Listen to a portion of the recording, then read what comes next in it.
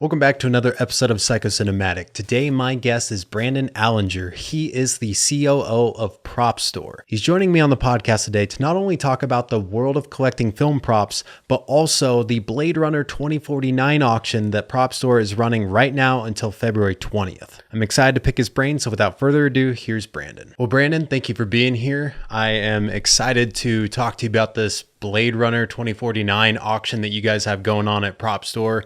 But before we get into all that, could you get into a little bit of your background and how you got started with Propstore? Sure, yeah, I'll be happy to. And yeah, thank you for inviting me to be on the podcast here. Happy to talk with you about our auction. PropStore is one of the world's first businesses that was focused exclusively on selling original props and costumes as collectibles. So the vast majority of what we sell are pieces that were actually used in the making of films and shows.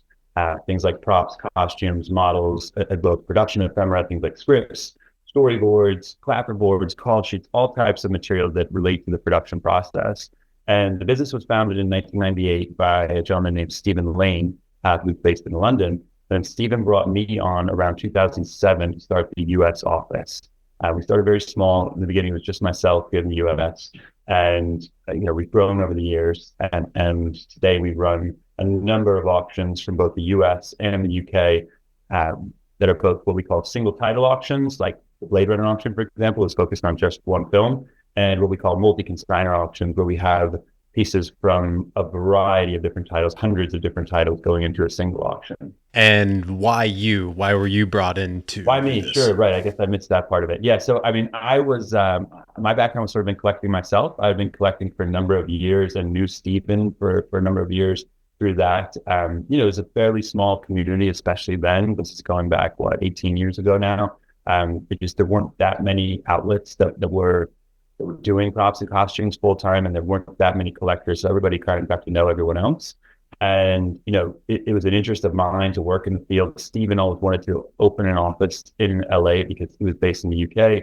He would sometimes have opportunities that were based in LA, same with the studio, but they needed to move quickly and there wasn't a lot of time. And so having boots on the ground in LA made a big difference for that. And that was really the reason. And it was just my good fortune to be connected to the right people at the right time to be able to get the ball rolling with PropStore in the US. So how did you go about collecting these kinds of things before something like Propstore opened up in the States? I actually started collecting replica props. And so at some point, I was much younger, going back a number of years, I got a set of instructions that explained that the lightsaber props from the first Star Wars films were made out of old Graflex flash handles. And so I went on a mission to track down one of those, sort of started building replica props. And then from there's a logical step to try to start collecting screen used props, film used props, actual originals. And there were some discussion forums online at that point where people were talking about these types of things. You could go to a place like PropStore and you could make a purchase. I actually started just doing research and networking with people that worked in the film industry, basically asking people who worked on 30, 40, 50-year-old movies, hey, you worked on this title. I love this film. Do you have anything kicking around your garage from it?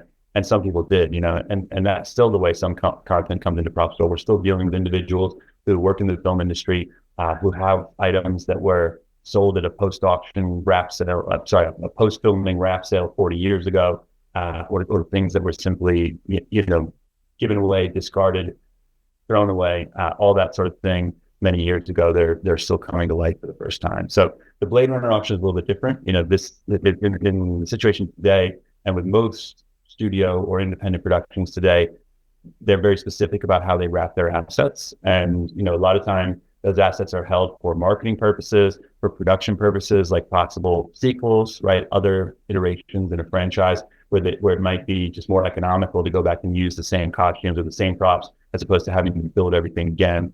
But historically, these things weren't really valued. The value that's placed on them from a marketing perspective and from a collector, consumer perspective is a much more modern idea. Going back again, several decades, they were really just a byproduct of making the film, right? The goal was to get the film, get the image captured, and release the film and move on. Nobody was especially bothered about what happened to the props or costumes. And really the typical outlet at that point was they would go back into a rental department. So a big studio like MGM or Fox would have a costume rental department and a prop rental department.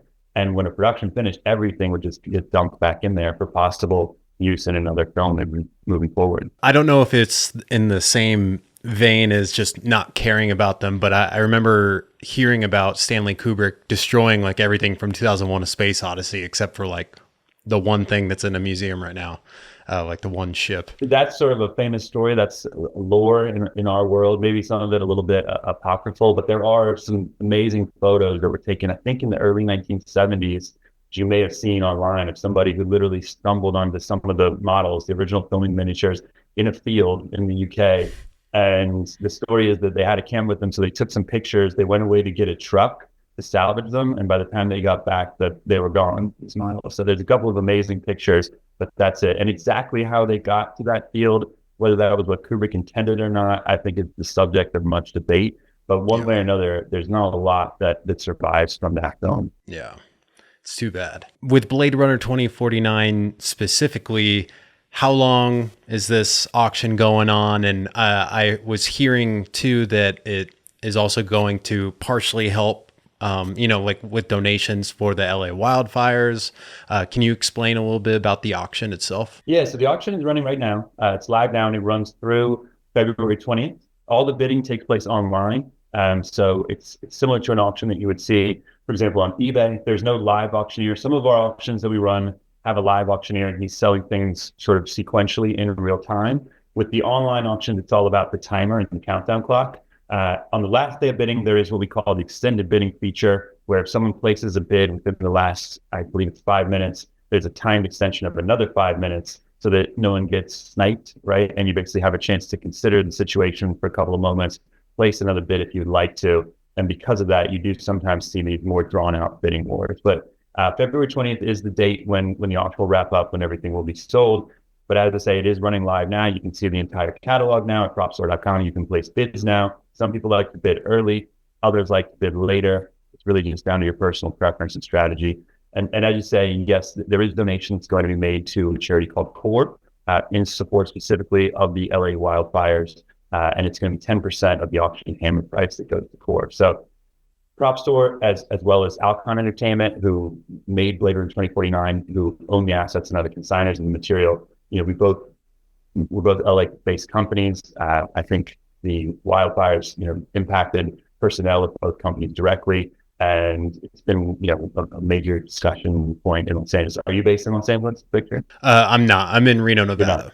Got it. Well, I'm sure you've heard a lot about it there as well. It's certainly something that's been, big on everyone's mind here in LA, and so just want to do something positive and try to give back and working with that core charity. Yeah, that's awesome. I'm curious. So you guys take all those props into your own facility, and then are you storing them there? Like, do you photograph them? Do you put them on display for people to come and look at them, or is it just? We do. Yeah. Okay. Yeah. I mean, it's a big process actually to produce the auction. So, the initial phase is really sorting the material, going through it, understanding exactly what is there. There are wrap inventories, but every production wraps out in a different way. In some cases, the assets are stored exactly as you would want to sell them. For example, with costumes, in some cases they'll go, here's say Kay's outfit number 1, here's Kay's outfit number 2, and they're kind of ready to go. In other instances, a production will break it down where they go, here's a box of shirts, and here's a box of pants, and here's a box of boots, and we're going in and literally reassembling the costumes, where we're working from costume continuity, or we're working from the film itself. We spend a lot of time going through 4K versions of films, just looking at things, trying to make sure that we have the assembly right. For example, in Blade Runner 2049, he wears 2 different sweaters throughout the movie. So there's kind of a charcoal colored sweater, which is worn only early on. And then after that, he pivots to a black sweater that he wears for the rest of the film. So, when we had the jacket that we knew was from the opening of the film, it needed to be paired with the charcoal sweater. If you had put it with the black one, it would have kind of been a mismatched set, if that makes sense. So there's a lot of prep work that just goes into sorting the assets out, figuring out exactly what is going to be sold. And then there's a big process with sort of research, where we're trying to determine exactly what everything is, essentially. You may have different versions of a prop. For example, you may have a hero prop, that's what we call a beauty version. It's heavily detailed. It's intended to be seen in close-up. Then you may have special effects versions where they have, say, like a green screen card on it that would be replaced by visual effects later in the process. You may have stunt versions that are made out of rubber in case someone falls on it so they don't hurt themselves. Or with the wardrobe, we're researching really just specific use. You'll come to things that are weathered, that are bloody. And so it's like, okay, this obviously was intended for, used in a specific scene in the film. Can we work out which scene that is? We try to give as much information as possible to the collectors and fans, the bidders, on how things were used. So when we can be specific, and we do know this particular piece was used in this scene, and you can tell because you can screen match it, for example, then we like to present that information, and you'll see a lot of that in the auction. So it's a fairly long process, really, to do the sorting, and then the research, and then the photography, right, where all the costumes are being dressed on mannequins, the props, everything's going through our photo studio. We're taking the photos to show people how exciting the pieces are, and then the copy process, where we need to write the written description that accompany the photos that tell the story of these things, both A, kind of what they are physically, and B, how they're used in the film. So it's, we've been working on this auction to put it together for a number of months. And the material is on display in our facility. We do offer viewings. So, we've had a few people recently who are bidders in the auction who wanted to see some things in person. They've reached out and made an appointment with us, and we're able to facilitate that there at Propstore. With that screen match, that just means that you guys have matched it with what was on screen. You're like, this is the one that they used here. Not necessarily that you were told that, but you just figured it out. It depends. In some cases, you are told. Some things are tagged very specifically, and they say like scene 112, for example. And then you can go to the screenplay. You can look at what that scene was. You can go to the film and verify it, and go, okay, that's what this is. The most kind of obvious examples are where things are heavily distressed for a certain purpose. Like there's one of Ryan Gosling's coats in the movie that has got like white stains all over it. And it's from the final scene of the film where, people might have initially thought, oh, it's like a snow, but it's not really. I think it's intended to be like saltwater stains from the battle that they had kind of in the sea in the prior scene. But that one, it's very specific. And then you go look at the film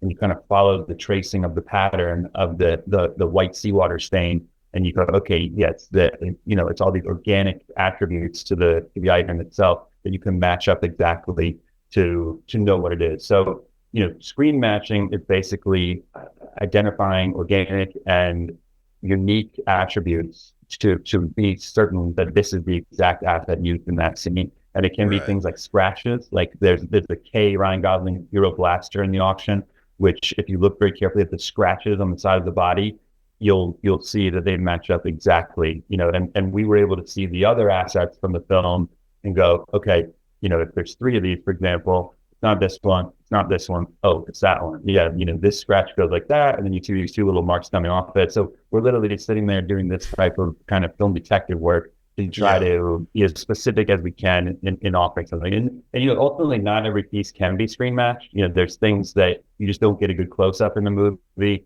You never get a good look at it. It doesn't mean that it wasn't used. It probably was used somewhere, but we don't have enough information to be able to go, it was in this scene or it was in that scene. I think a good example of that would be like the stunt K blasters, which are basically just solid cast rubber pieces, right? They don't have any moving parts. They don't have any lights. A lot of times those get used for two purposes. One is action shock, where somebody might hurt themselves. The other is what they call holster stuffers, where if he's just walking around and seeing with the blaster and his holster under his arm, there's no reason to have it be the heavier hero version. They'll put just a lighter, quote unquote, stunt version in there, just for actor comfort. But you're not going to see that well enough in the movie to go, oh, I can screen match it to that shot. So I don't think the K blasters in the auction are screen matched, but they are still certainly in the original from the movie, still used in filming, used in the production overall. So if you are someone who's bidding on these things and you see screen matched, that makes you does that entice you more to bid on the thing? It does. Yeah. I mean, for a lot of collectors, screen match is kind of like the ultimate level of authenticity. Look, everything in this auction has been consigned directly by Alcon Entertainment, who made the movie. So it all has direct provenance. There's not going to be a lot of questions about whether these things are real or not, but in the collecting world at large, there are questions about whether things are real, and there are pieces that come up that are sometimes debated or controversial. And we deal with that a lot, when we're looking at materials from older productions. In this case, everything is basically a direct path from essentially the production to us.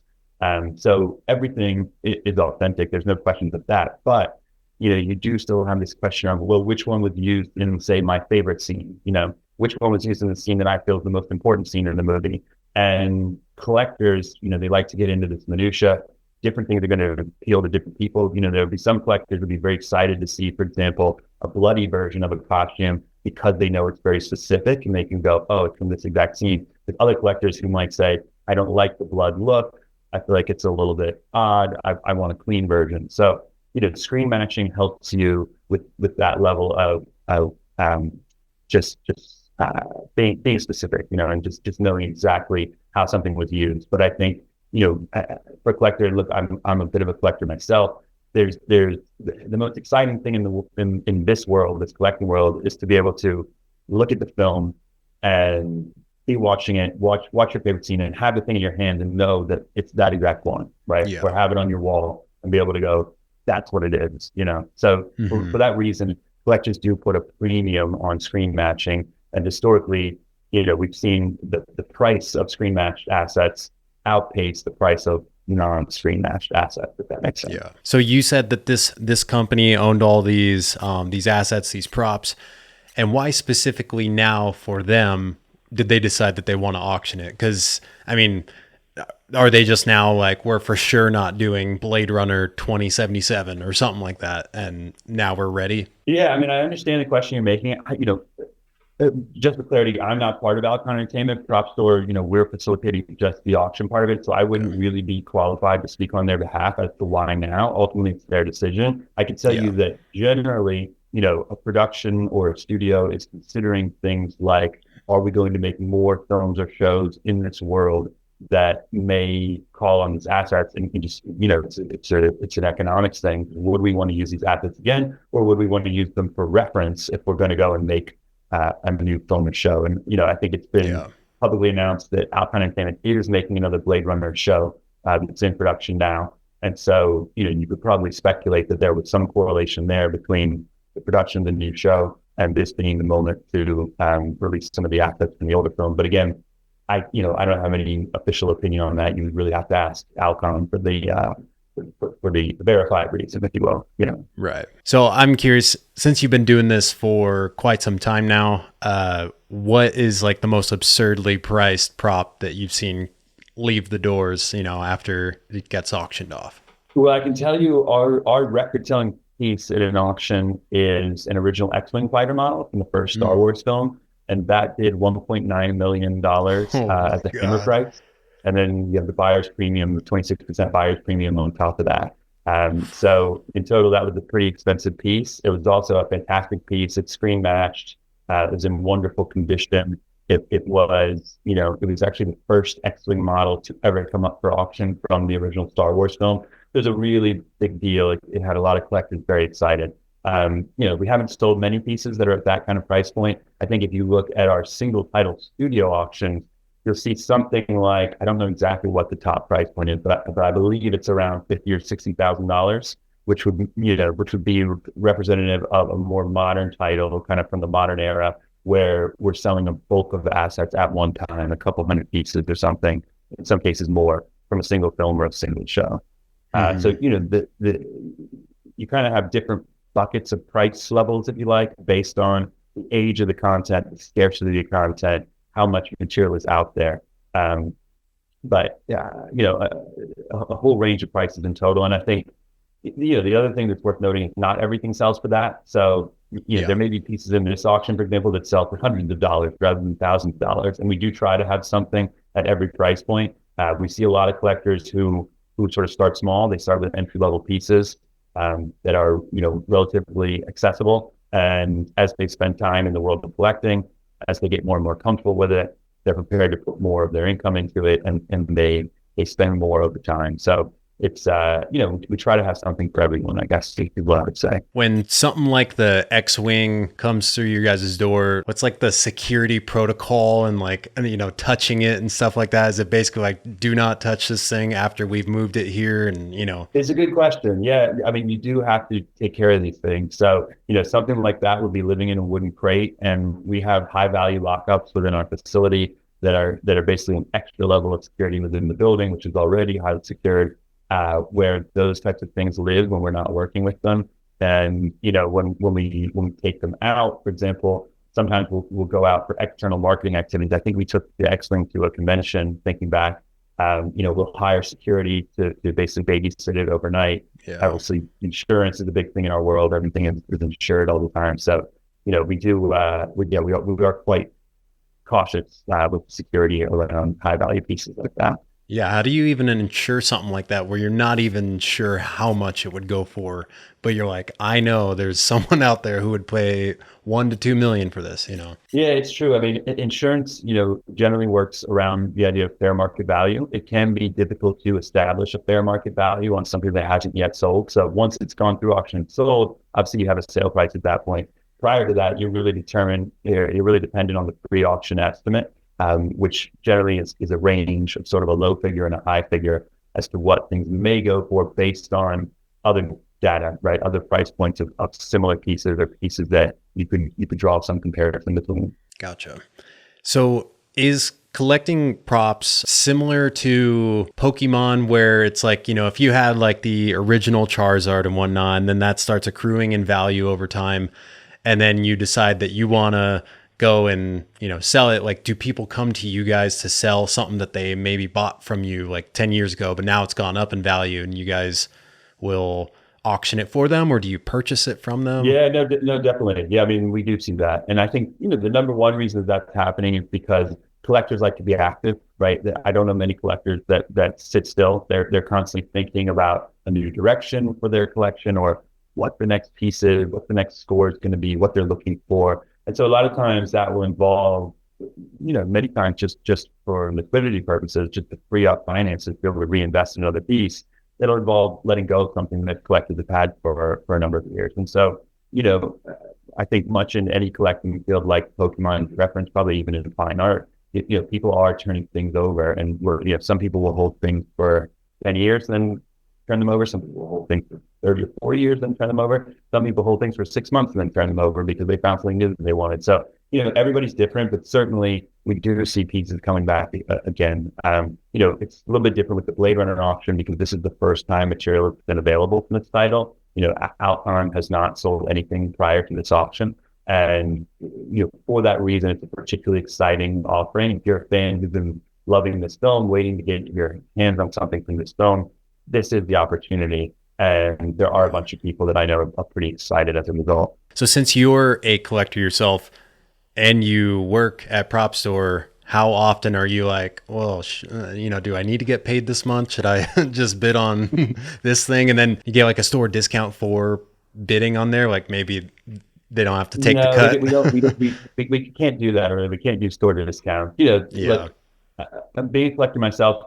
There have been opportunities to buy things outside of auctions. I won't be bidding in the Blade Runner auction, but I have had an opportunity to pick up pieces along the way that come in. Sometimes, you get offered pieces at Propstore where a person is looking to sell today as opposed to putting it into public auction. Every situation is different. Every seller is different. So, over the years, I've picked up a number of things, and you can see a couple of things on the wall behind me right now. So it's not just film material that I collect, although we love film material. But I am a collector. Stephen Lane started the business as a collector. Many of the key people that work at Propstore have some kind of collecting background. And because of that, we really understand the collector mentality. We understand how collectors want to see these things, and we understand how important it is to do the research on the pieces and to be able to give collectors as much information as possible. And we really pride ourselves at Propstore on doing that, on the presentation of the material, the research that's gone into it, and just the way that we really package these things and make them look as good as possible to build a really exciting auction. With your collections yourself, do you collect just a certain kind of thing all the time? Like, it looks like there's a lightsaber back there. Ewan McGregor lightsaber from Star Wars Episode 1, Phantom Menace. And then there's an original concept sketch back there for the Batmobile, which you can just barely see, which cool. That's for the 1989 version of Batman, which is a favorite film of mine. That was done by an artist named Julian Caldo, who drew up that Batmobile for that film.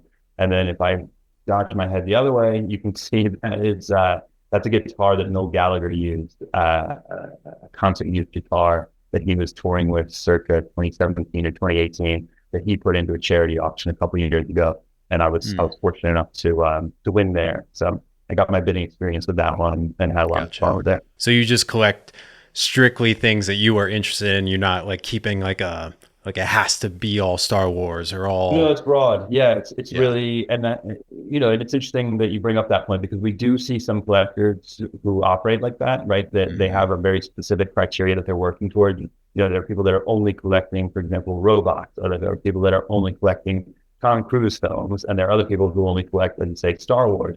Um, I think the majority of collectors that I know are broader than that in their scope. The whole thing with collecting, it's really all about connection, and it's about connecting to these films that you love. So, if you're somebody who grew up with a given film or saw a film recently and just knocked your socks off, blew you away, you loved it, there's kind of no closer way, sort of said, it's the ultimate way to connect with the film. There's no other way to connect with it than having that little piece of it that is something that is, tangible and physically up there on the screen, short of being present when they're making the movie. It's kind of the deepest connection you can get with it. And that's why collectors get excited. And that's why everyone, most collectors are really focused just on the titles that they love. So I was looking at some of the stuff that you guys are auctioning off from Blade Runner 2049. I mean, there's a ton of stuff on there, so I didn't make it through the entire catalog. But did you guys get any of the miniature set builds? Like any? Because I saw on a YouTube video, Wallace Tower just looked Yeah. insane, but it's like I don't know, it's like tall as a person or taller than a person. I It, could just imagine someone putting it in their house because it looks like it would belong for like the interior design of like some really nice futuristic chic home in the hills or Yeah, something. no, it's a good point. I've seen some of those behind the scenes photos as well. I do know what you're talking about. We don't have any of the model miniature pieces in this auction. It's all props, costumes, and set deck. I'm not actually certain of what the disposition of those model miniatures is because they were large. I mean, like you say, they're what they call ligatures. So Yeah. some of the key models may have been like 15 feet high or 20 Yeah. feet high. I mean, they're really big, which allows them to, be able to do very complex visual effects shots. They can get very tight on buildings. Sometimes you have model miniatures that are only, that X-Wing that I mentioned earlier was something like 16 or 18 inches long. So it's a very manageable size. It's a size that a Hmm. collector can put on buy it and put it on their desk or on a console in their home theater. When you talk about a 16-foot tall building that says LAPD on the side, that's a very difficult thing for any individual collector to deal with. There may be museum collections that are taking those types of pieces in and putting them on display. But we don't sell a lot of greatly oversized pieces to collectors because most of our clients are individuals, even though there are some institutions, some museums that buy. The vast majority are individuals and they just don't have space. And for that Right. reason, it's challenging. We sometimes have vehicles, but that's about the largest thing that we have. So I don't know actually where those models are. I can tell you they did some beautiful work. And I think it was all done at Weta down in New Zealand. Yeah. Very talented group. Well, so speaking of like the people who are coming in to pick up the item that they just bid on, are they all like your traditional collector or museum, or are there some people who they just like this film and they just had to have it, or are some people maybe eccentric and just don't care about how much money they're going to spend on something and want something to brag about at the next dinner party, that kind of thing? Yeah, I mean, the auction, the participants, it's a whole range of backgrounds, a whole range of collecting histories. There are veteran collectors who have been buying with Propstore for years, decades, who may participate in this auction, who participate regularly in our auctions. I would expect that there are going to be some people who step in who are bidding on something for the very first time, right? And they're just fans of this film. They heard that this auction is going on and they're excited about the chance to get a piece of it. And all different income levels as well. There'll be people who are high net worth individuals who maybe are going to place some, big bids on some of the bigger items. And there'll be some people working with more restrained budgets who are after some of the smaller pieces. It's really just runs the spectrum and, everybody is unique. And I think the one thing that unites them all is just the passion for the title and the interest in the title. Yeah. And again, that's what drives the activity in these auctions. And do you guys also offer shipping for this, or do people have to come to you to pick up the items? No, yeah, we have a whole in-house shipping department. It's a big part of the process is fulfillment. Because everything is a unique item that has to be packaged very carefully. A lot of work goes into our shipping department. It's not like Amazon where they have the robot that drops it into a box of appropriate size and off it goes. And because of that, it can take a little bit more time. So we asked our buyers and collectors to be patient with us as we pack their things. But most of the pieces that are sold in our auctions are packed and shipped in-house. Occasionally we have people who are local who want to come in and pick them up directly, which they're welcome to do. And occasionally we have things that are so large that we do outsource the shipping to something like a freight company. If it's a really big piece, it may need a custom crate to be manufactured out of wood. We don't do that in-house. We work with a custom crate building company to do that. But most of the props and costumes you would see in something like the Blade Runner 2049 auction, I would anticipate we would be shipping ourselves. Have you ever had this experience where like the actor who used the prop is the one who won the auction for that prop? Yeah, I mean, there's only so much that I can say there, just because ultimately we have a responsibility to the buyer to keep their identity confidential. Gotcha. Yeah, sometimes people will buy things from us and then put it out on social media and so become public knowledge.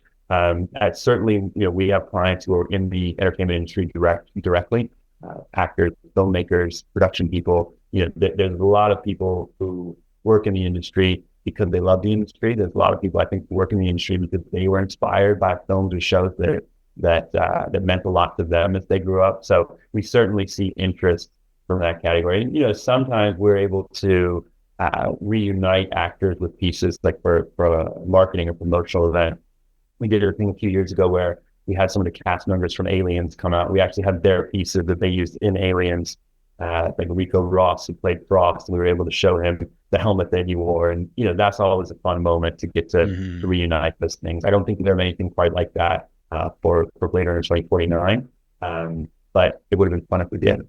Yeah. Do you guys have a ballpark projection of like how much you are hoping that this auction will raise? We have some internal projections just based on historic data, but the honest answer is we don't really know because there isn't a specific price level set for this title, right? Because nothing's really been sold before. Alcon hasn't released anything from Blade Runner 2049.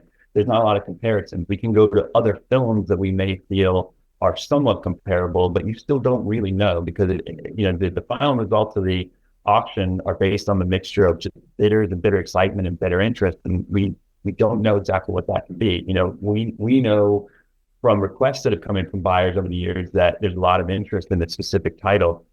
We know that it's a film that is kind of beloved by the fandom community that drives a lot of our auctions. So, my expectations are that this will be one of the stronger single title studio auctions that Propstore has produced. But until we get to the end of the day on February 20th, we just don't know. And, when you look at the starting bids, you can go to the auction ad and you can look at what the current bid level is. You can also look at what the starting bid is for anything that doesn't have a bid placed, or I think things that do have bids placed, you could look at kind of the bidding history and what the starting bid was.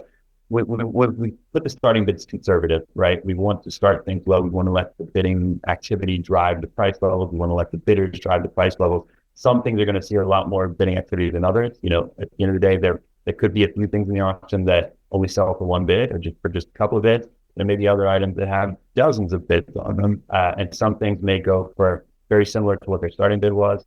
Other pieces may go for 5 or 10 times their starting bid. So we just don't know. And it's part of the fun of the auction, especially that last day, February 20th, closing day. Similarly, the bidders don't know, the collectors don't know. They don't know exactly where it's all going to go on that last day. And that's part of the fun of what these auctions are, is the sort of the sportsmanship element, the gaming element, where you just, you've got to make your strategy and act according to, what you're hoping to walk away with. But nobody has perfect information. And that makes an auction what it is. You were talking about how people have expressed that this title is something that they would be interested in. Is there a way that people can, I don't know if it's maybe through like a newsletter, or like, can they ask to be notified if you guys are going to do an auction for, I don't know, like The Office or something like that was like coming on? Yeah, we do have just a general mailing list that you can sign up at propstore.com, and you can be part of that, receive all our future communications. We also have a feature where you can go in and add certain titles to your favorites list. So if you create an account on Propstore, you can log films or shows as favorites, and then you'll be notified about anything that comes up from those titles. It's not always a whole auction. Like we won't almost have the complete Blade Runner 2049 auction. There might be other films or shows where we have a single piece or just a couple of pieces that come up. You can get notifications that way. And we do also take requests, meaning people can submit a specific piece that they're looking for. A lot of times that's things that we've sold in the past where someone says, hey, I noticed that 7 years ago you sold this prop. It's my dream piece. Can you help me find it? But we do get people who are just, referring to newer content that hasn't been available on the market yet as well. And as I say, we had a number of different inquiries over the years. People have said, is there anything out there? Can you find me anything from Blade Runner 2049? And it's only now that we've been able to start saying yes to that. And is there a way for people to figure out if something has already been auctioned off before on your guys' website, or do they need to look somewhere else for that? We have a fairly comprehensive sold archive. So if you just go on propstore.com, use the upper menu structure to get to the sold archive, and you can search there by film title or by keyword. Everything really that we've sold in the past should be available there, or nearly everything. Gotcha. And there's a lot of content. We've sold thousands and thousands of pieces over the years. And, I think for collectors, it's a lot of fun to go in and browse the sold archive just to understand what exists in this world. And I think we hear from people who are just getting started in their collecting journey that is a big part of it in the beginning, just trying to understand what's out there and accessible. A lot of what we spend our time at Propstore doing is trying to just make collectors and buyers and fans at large aware of the fact that you can own a real piece of the film or show. And the things that we're offering are the quote unquote real thing, right? A lot of people, we used to go set up at conventions for many, many years, have a physical display. People would come up and talk to us and say, oh, you guys make great items. We go, no, we didn't make any of this. We're an auction house. We're selling it to the production company. These are the real pieces that were used in the making of the film and the show. And so again, it's all about authenticity. It's all about the fact that it's the genuine article, that it was really used in the making of the film.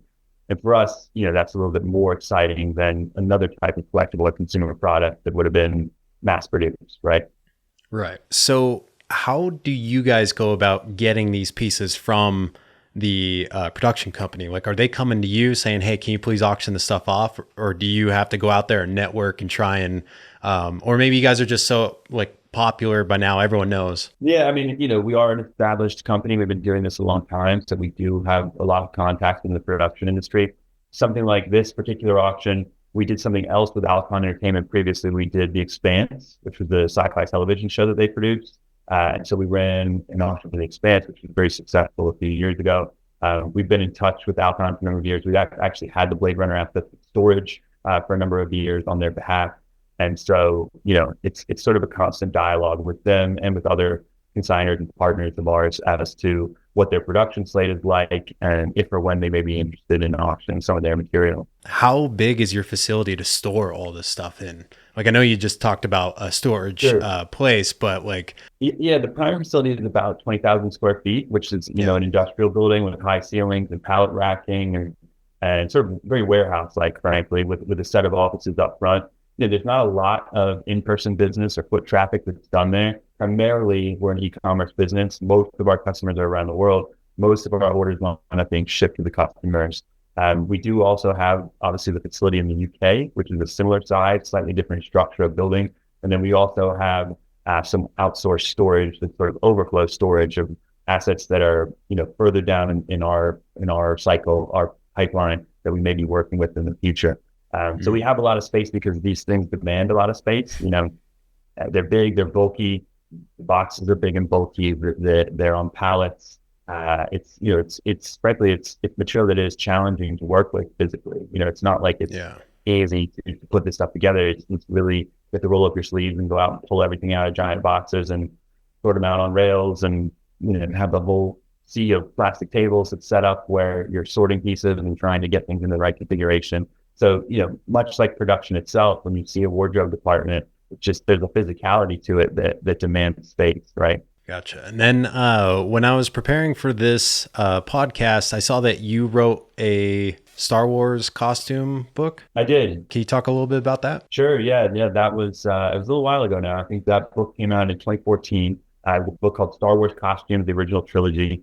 And that opportunity came to me through Jonathan Rinsler, who wrote some fantastic books on the making of the original Star Wars films while he was in the publishing department at Lucasfilm. And essentially, this was the book that they had wanted to do for a little while, a book that really highlighted the costume collection that George Lucas had, and just the history and the creation of those costumes, who the costume designers were, John Mallow, Mila Rodas, Aggie Rogers, that the people that really put those outfits together.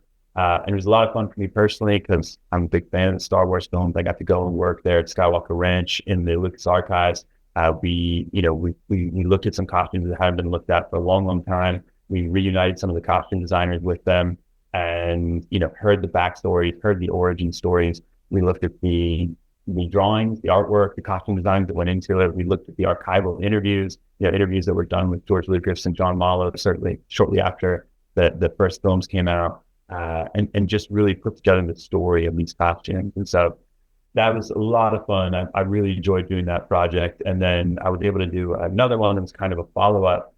It's called Star Wars Art Ralph McQuarrie, where we essentially did the definitive showcase of all of the artwork that Ralph McQuarrie did for the Star Wars films, he's one of the seminal guys who created the look of Darth Vader and many of the characters, many of the designs across Star Wars that are very so familiar to everybody were drawn up by this one guy, Ralph McQuarrie. And so he was an incredibly important artist. I think in total, we showcased over 2,000 pieces of his artwork in a 2-volume set that was 400 pages. And that one came out in 2016. So a lot of fun to do both of those projects with Lucasfilm. I haven't done anything like that lately, but I really enjoyed the experience of time. That's really cool. Do you have any other things like that planned? I don't know. It's interesting, with Lucasfilm specifically, they kind of pivoted their focus to the more modern era of films and shows. And Jonathan Rinsler, who was my contact, left the company. He was working independently, freelance for a number of years, and then very sadly passed away a couple of years ago. So I just don't have a lot of connections in that world at this time. And frankly, Propstore keeps me very busy putting all these options together as well. So I haven't had any opportunities lately, but never say never. I'd love to do more publishing work with regard to films in the future. Dang. Well, so you said that the auction ends on the 20th, correct? Yes, February 20th. Yeah, so we've got about a week and a half to go. I don't know when this airs, but as of the recording date, we've got about a week and a half to go. Okay. And yeah, it's going to be fun. It's I would invite people to tune in and follow along, especially if you're a fan, if you're thinking of bidding something. Be at your computer on February 20th, and you can watch some of the action. Yeah. And I'll link the auction down below in the description for anyone who's looking to check it out or just watch the bidding or, anything like that. Is there any, you guys have a Instagram Propstore or anything that you guys want to plug? Yeah, we're all over all the social outlets. So yeah, take a look at Propstore on social, give us a follow, go to propstore.com. You can sign up for that newsletter I touched on earlier. If you're a Blade Runner fan, I would just encourage everybody to look through the content, really. There's some fantastic pieces. And in some cases, you're really getting a little bit more insight about the film itself. There's a lot of props that you'll see that you only saw very briefly in the film, where now you can sit down and you can see all sides of it. And one of the things that I love about this film, I love about this auction, is so many of the pieces are custom made, right? They were all designed. It's not like a movie where they went and just bought a bunch of off-the-shelf items. There's a little bit of that, but most of the key props and costumes were designed and custom fabricated. And there's a lot to them. There's a lot of thought to them. There's a lot of thought that doesn't translate directly to the film, but when you kind of work your way back through it, you can see it, you can see what they were thinking, and it's working there even subliminally as the audience watches the movie. So, I really enjoy that aspect of it. There's props like there's a little slide reader that Ryan Gosling uses in the film, which you never see clearly, but I do think they shot something with it, because there are production photos where he's looking at it and kind of holding the slides up to the light, and it's giving you, insight into just another aspect of the character or a scene that was shot that didn't make the final cut of the film. So I think if you're a fan, even if you're not the type of person that collects things, that buys things, just to look through the auction, see all the great photos of the items, see all the great production photos, I think is a lot of fun. I would agree with that too. And even just seeing the attention to detail that they have on like the costumes, like you were talking about with, like the splashes and stuff, a lot of that stuff just, can easily get, brushed over in the chaos of the action of the film. And so you really get to see how intricate some of these props are. Super cool. Definitely. I mean, the thing is that, the costume designer or the prop master doesn't know exactly what the director is going to shoot, right? So they've got to be prepared for everything. They've got to be prepared for the director to say, I need this thing to work, and it has to ultimately work. They may never do that. It may never wind up in the final film, but because they have to be prepared for it, a ton of work goes into these things up front. And, we always want to recognize that as well, the efforts of all the production team, and, especially people like the costume designer, the prop master, but all the designers, the builders, the painters. I mean, it's a major production of people involved in realizing these things on screen. A production designer, so many people have a hand in the look of these things. I think especially with a title like Blade Runner 2049, it's such a visual movie, right? And the look of it is so important. So in a way, these auctions are sort of the tip of the cap to the work of all those folks as well. Yeah. Thank you so much for taking the time to share this whole world of collecting these props that I hadn't even really thought about. It's super, super cool. Yeah, no, thank you. Really appreciate you having me on. And it is a fascinating world. And if anybody's interested, I would just encourage you to give us a follow at Propstore and keep track of our future offerings.